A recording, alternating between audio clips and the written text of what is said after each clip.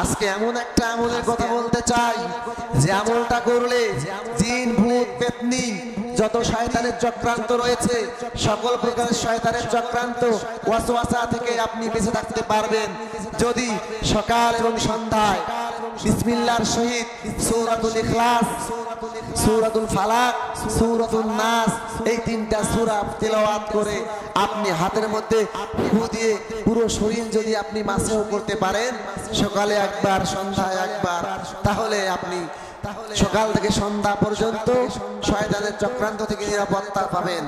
সন্ধ্যায় পড়লে সন্ধ্যা থেকে ফজর পর্যন্ত আপনি শয়তানের চক্রান্ত থেকে নিরাপত্তা পাবেন। আজকে আমরা সূরা ইখলাস, সূরা ফালাক, নাস এর তেলাওয়াত করি না, এজন্য আমাদের উপরে মানুষ শয়তান জিন শয়তান ভর করে। মানুষ শয়তান বলে নামাজের দরকার নাই, নামাজ পড়তে হবে না, আর জিন শয়তানের ওয়াসওয়াসা সবসময় রয়েছে।